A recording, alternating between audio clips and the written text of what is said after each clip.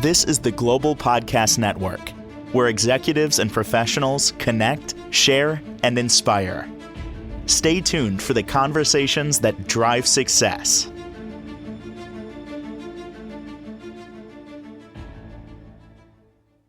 Welcome back to the show. We are honored to have Ted L. Turner joining us here, our CEO of Intelligent Leadership Executive Coaching, hailing from beautiful Dripping Springs, Texas. We're going to talk today more about the work he does with individuals, with groups, with business leaders, really all over the world. How are you doing today? I'm fantastic. How are you, Jill? I'm doing fantastic myself. Thanks so much. A Good. pleasure having you here. So, first and foremost, it's important to get to know you and just give us a quick overview of, the type of work you're doing, and then we'll dive into more specifics after. Thank you. Yeah, sure. I focus on just a couple of areas in my practice. I focus on individual leadership development as well as groups, work on company culture, both measuring the vitality and strength of the culture and helping companies transform that when they need to. And then, because of my unique background, I do some work around safety leadership as well. I spent a number of years in heavy industrial construction, so many of my clients have asked me to do that. Wasn't the main part of my thrust, but they've asked me to do that, and so I do that as well. Perfect. Well, before we dive into all this amazing work, and I really want to find out a little bit about yourself and where'd you grow up? How did you get into this field? And then we're going to dive into all this passion for the work you're doing and what's really setting you apart. We're going to talk about you as an author as well. So let's start with the basics. Where are you from? Give us that little backstory if you don't mind. Well, I see your background, and I know that's the other side of the coast, but that water back there reminds me of home. I grew up in San Diego, California. Ah, And my path is kind of circuitous one. I started working at 15 full time, and at 16 I went to work in the shipyards, and I spent the next 40 years in construction. Started on my tools, finished in the C-suite. I've done just about everything you can do in construction. I've worked in 17 different countries and four continents. Done mega projects all over the world as well as small projects. And so through that career, I had the opportunity to go to a lot of leadership training and different kinds of training. And to be honest with you, much of it I was very disappointed in.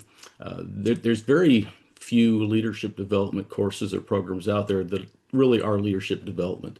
They're more focused on managerial skills, which you got to have them. I teach them, but it's not the same thing. Those managerial skills are about processes and procedures.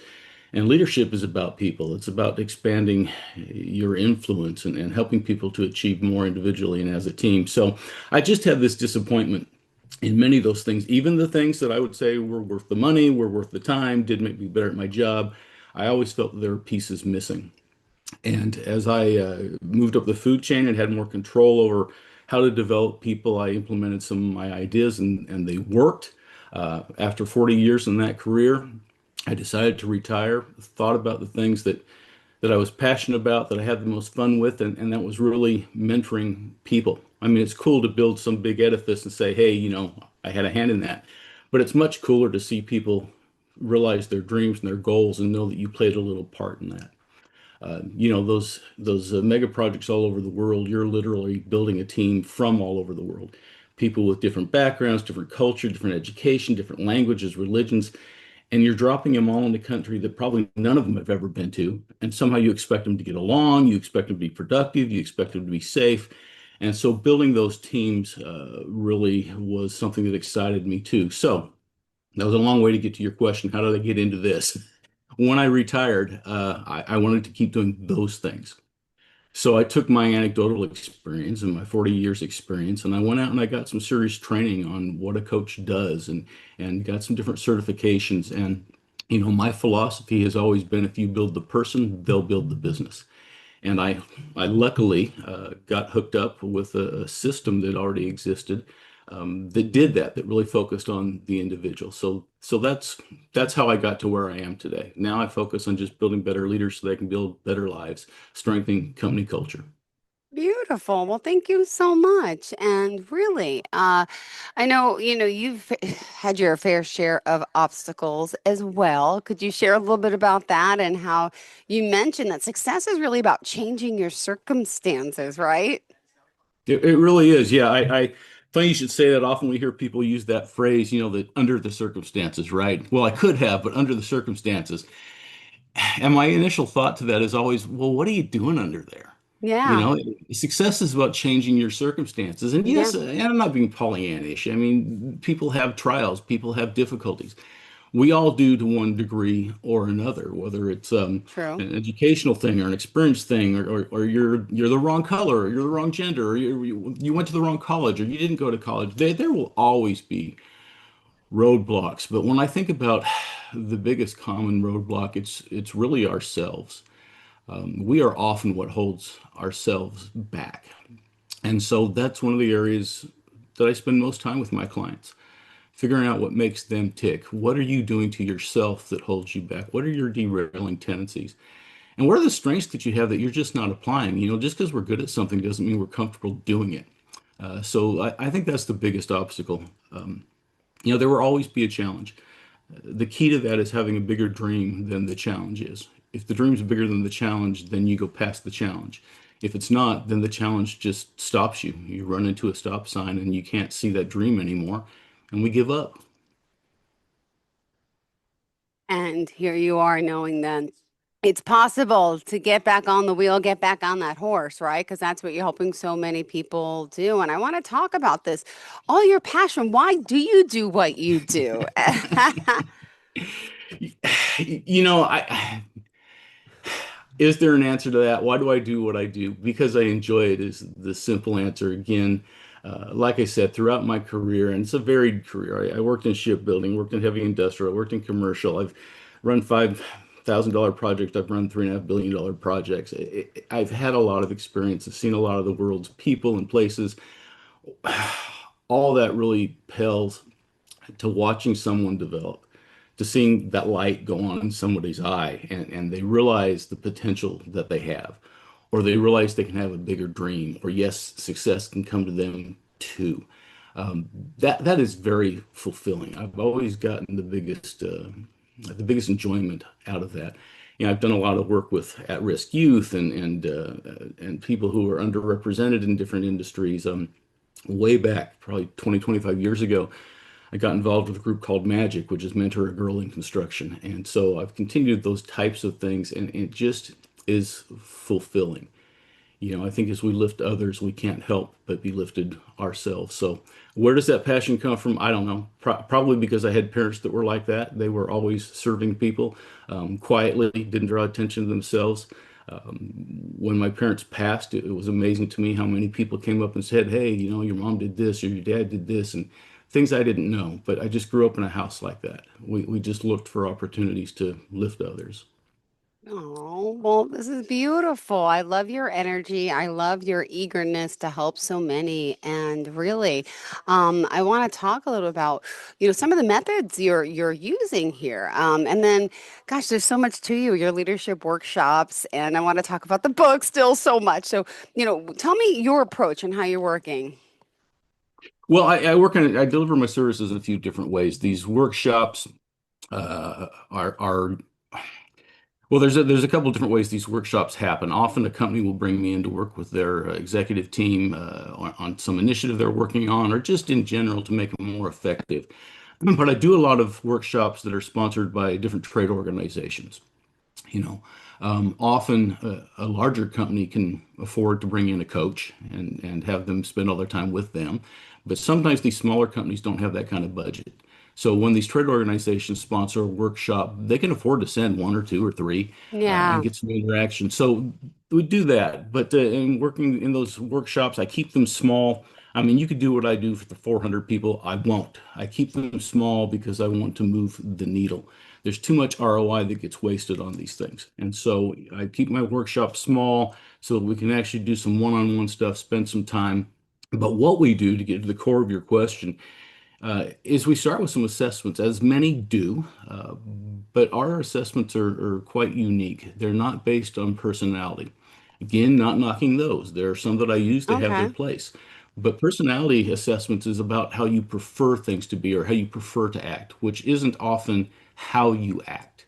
So we measure leadership traits. We measure the dominance of those leadership traits. We measure the effectiveness of those leadership traits, which lets us look forward down the line. What are the derailing tendencies that you may find as you face stress in a new position or a new challenge? And so it is really individual focused. I was in a professional development hour, continuing education, whatever you want to call it, meeting with a group of folks, and they split us up into smaller groups for some of this. And I was at a group for about 5, 6 people, and they started talking about, I love working with clients, but eventually you get to the point where you really can't progress anymore unless you talk about them. And another one says, yeah, and that's where I lose a lot of clients. Another one said, yeah, I stay away from that. And they all said, yeah, you've kind of got to. And I just couldn't help thinking, why would you waste your clients' time and money like that? If you know the biggest bang for the buck is working on them, the inside of them, that their character, their values, their behaviors, their habits, their beliefs, if you know that's where the biggest bang for the buck is, why do you avoid it? That's where I start. We're developing that individual so that individual can develop the business or the nonprofit or the family, whatever it is. So that's unique. Our tools are unique. My background is unique. Uh, and I think my energy is unique. Yeah, well, I love it. And I want to hear about, the program and then also, the book. Where do we go next? This is your first show, so let me have you continue. So sorry. I don't Sure, want to no, interject too no, much. We that's got to get to know fine. you. Yeah. Yeah. Well, let's talk about the book. The book is something I'm very proud of, and it goes along with, I'm constantly telling my clients that they need to stretch themselves. You need to do Yeah. something um, that you've not done, something that might be a little scary to you. And so my book, The Tornado's Daughter, uh, I was asked, it's a true story. The Tornado's Daughter is a real person. And she asked me if her and her husband are kids, and my wife and I, our kids, been friends for a long time. And she asked me if I would write her memoir, and it just kind of came out of the blue. And I thought, well, I don't know if I can write a book, So Yeah. not only just that, but then the pressure of getting it right because of the subject matter. The Tornado's Daughter is a true story about a survivor of human trafficking. She's experienced homelessness and poverty Ah. and domestic violence. So, I had that pressure of I have to treat this right and I have to get the story right. And in spite of that subject matter, it's actually a very uplifting book. This book is about the resiliency of the human soul. It's about how do you deal with the absolute worst things that life can throw at you and yet still hang on to your self-worth, your value. How do you find success on the other side? And so this book is less the story of someone's trials and more the story of someone's triumphs. But again, never wrote a book before. Love to read. That's different than writing. Wanting to get the story right, it was a challenge, but we got it published. Mm-hmm. And it's available on just about, every format you can think of. You can get it at barnesandnoble.com and Amazon and Kindle and Nook and audiobooks and all those things. So it's been an enjoyable challenge. It was a tough process, but now that it's out there and her story is getting heard and she's getting interviews and being a blessing to other women that have gone through these kind of challenges, it's been well worth it. Wow. Well, thank you for sharing all this. And Ted, I want to get to know you further. And really, I mean, this is pretty impressive because the work that you're doing is helping so many executives. And I want to hear some testimonials, some stories, obviously, about your leadership programs and those that you're helping. And, would you mind giving us an example or two of the type of things you're doing to build better leaders and all? Yeah, well, I can't really give you some word-to-word quotes. I didn't know we were going to go there, but I'd have to pull them up. But I can tell you this. My favorite review ever was very short. It just said, Ted Turner is kick-ass. And I thought, well, that's a great review. I did have a client call me one time, and he said, "Hey, I don't need anything. Just didn't know if your clients ever called to say thanks." He said, "But I wanted to thank you. You've removed all the stress from my life." And I said, "Okay, well, that's not Aw. true. We both know that's not true. But thank you." But those kind of testimonies, those kind of calls, I get them quite often, and that's what's rewarding. Somebody says, "Hey, I was preparing for this position. You helped me get in place for it. I want it." or you got our company through this trial. I get a lot of clients that are owners of businesses, Yeah. and they're usually about the 10 to 20 million dollar a year because they've built a successful business and they've reached the point where Mm, they don't own a business anymore, it owns them. And so the theme I hear often from those folks is that I've given them their life back. Well, now again, I haven't. They do the hard lifting. I just guide them. yeah. But getting their life back, right? Having a business own them, they can't ever really enjoy the fruits of that business or that labor. And I used to be in that position. My family would go off for 3, 4 weeks, take a vacation, and somewhere in that 3 or 4 weeks, I'd catch up with them for a week, and then I'm back at the grind. Uh-huh. That's not the best way to live. No, no, not at all.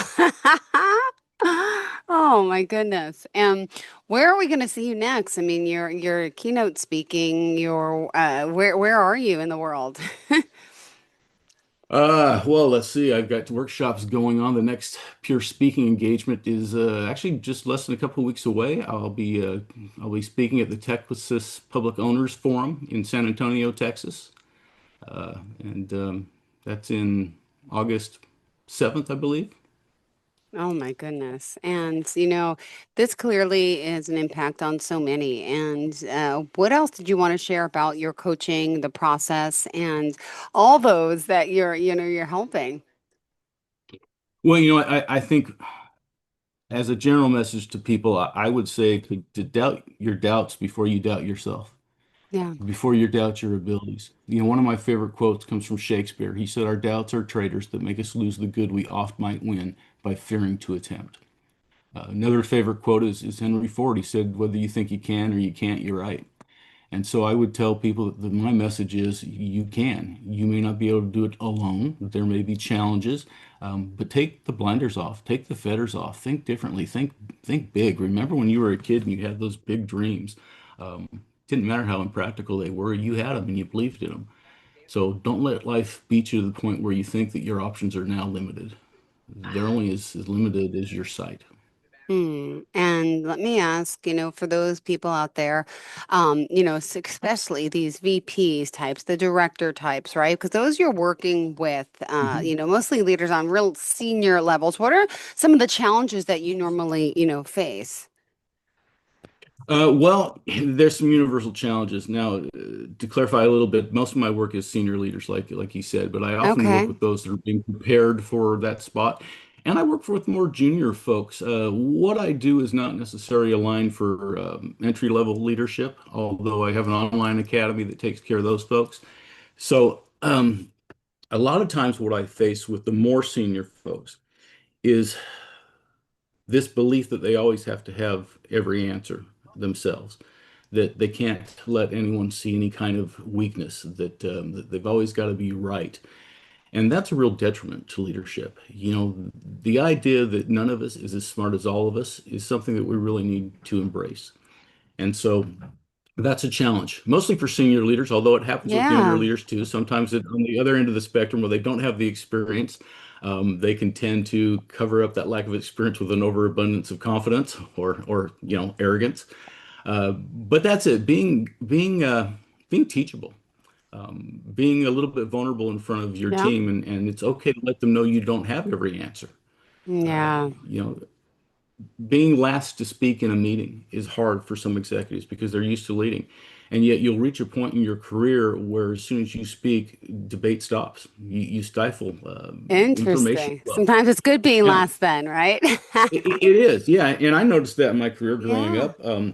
There was a point where when I spoke, that was it. I didn't get real answers from people. They just agreed with me. And so I realized, well, I already know my opinion. I need to hear the group's opinion. So don't be so fast to throw your opinion out there. Listen. People are much more engaged if they know they've been listened to.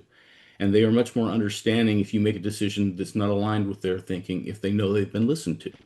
And so that's something you can't fake, that old joke that sincerity is the key. Once you can fake that, you've got it made. Well, you can't fake it. You have to sincerely listen to people Amazing. and be And consistent in your decision making and fair in your decision making. And, there's just some great reviews on the website that I got to see before about your coaching. I gave this guy Travis an insight to leadership, and they go so fast. I can't really mention them all, but there's some great testimonials of the people that you have helped as a master certified intelligent leadership executive coach. By the way, just want people to know that you are certified, correct? Yep, yep, I am. Yep. Good. I didn't think it was fair for people to for me to just go out there and say, well, this is what I've done in business. I mean, it's valid, Mm-hmm. but I didn't have all the data behind me. It was all anecdotal. So yes, now I've got, the thousands of people in the database and we know why the methods work and yeah, so it's more legit than a guy just saying, "Hey, I think I'm good at this." Oh my Yeah. goodness. Well, you've impacted the success of so many people, and then you also go and write the best-selling book. So, could you share just a little bit about the books itself and where we can find them? Yeah, again, you can find the book The Tornado's It's Daughter pretty much anywhere, barnesandnoble.com or amazon.com. And again, it's in every format. It's a hardback, paperback, Nook, Kindle, iTunes, audio book. You won't have trouble finding it. But you also have And other again, leadership books though too, right? I thought. I'm no, I'm working on the next book yet. Oh, This is okay. the first book that I've written totally by myself. Oh, got it. But you have authored others about Yeah. leadership, right? Okay. I've done, yeah, I've been a co-author on a few other books, but this one is a departure. This one is, like I said, it's a true life story of a pretty incredible person, and actually the generations in that family, some pretty incredible women. Um, if we've got a second here, there's another story here. Is the tornado's daughter's grandmother, her great grandparents were from what is now North Korea, and were Wow. at the end of World War II. They were the victims of political assassination. So her grandmother at 13 was orphaned and Oh, sold. She became a slave at 13. oh my She got God. sold again at 15. At 23, 24, she was abandoned with three small children and no resources. By the time she came to the US, she had a personal fortune of several $1 million. So these are the type of incredible, strong, inspirational women that this book is about. Amazing. And, reading more about your pillars of approach, right? You mentioned there's four specific phases, right, of what you have to go through on the seven game-changing pillars, right? And, how long does it take to work with someone? So do you sign up for it? Like, is it 6 months? Is it a year? How does coaching with you work, if you don't mind sharing that before we go today? Yeah, well, that's a typical delivery method for this type of product, this type of service. Folks can sign up for 3 months, 6 months, 9 months, a year, but I also work with my clients a la carte. Since it's more important to me to do some good with them than it is to get them the maximum, price tag on something. So I do a lot of a la carte work as well. Sometimes people just feel like they need a little tune-up, and so we do that. But the process, it starts with assessment again. Um, where are we? Where are we Yeah. starting? Where are your strengths? Where are your weaknesses? And what are the weaknesses that you haven't seen? There's a thing called the Peter Principle. Peter Drucker, a business guru several years back, made the comment that people rise to the level of their incompetence. And I don't really think that's true. I think it's not a matter of incompetence. I think it's a matter of preparation. Yeah. Often these derailing tendencies we have, they don't manifest themselves until we hit the right type of stress. Stress is the catalyst. So we can look forward and see, okay, these are the kind of derailing tendencies that you might want to look out for. So let's address them now before they become problems. Beautifully said. Thank you so So much. we you bet. And how did you want to leave off for today? I think I'd tell your audience again, the most important thing is I'll come back to that statement. It's not really mine. I can't remember who first said it, but doubt before you doubt yourself. Beautiful. Thank If you you. got a dream, put in the effort, make it a reality. Perfect. And how can we reach out to you to get in touch, please? Well, my email is T Turner, and I realize this is kind of long, but it's T Turner at intelligentleadershipec.com. My website is tedturner.intelligentleadershipec.com. tedhopkins.com. You can contact me there. You can find out more about me, my services there, anything you want to know. Perfect. Thanks so much. Pleasure having you here, getting to know you, and I hope we get to connect again, and hopefully that'll be soon. Thank you so much. And by the way, just to Thank you, confirm, Jill. you are Appreciate it. worldwide. I mean, you're based out of Texas, right? Correct. Yeah. Perfect. Anyone can reach out. Clients everywhere. I know. Thank you so much, Ted. Have a fantastic day. And to all of our listeners and viewers, Thank stay you. tuned. We'll be right back. This is the Global Podcast Network, where executives and professionals connect, share, and inspire. Stay tuned for the conversations that drive success.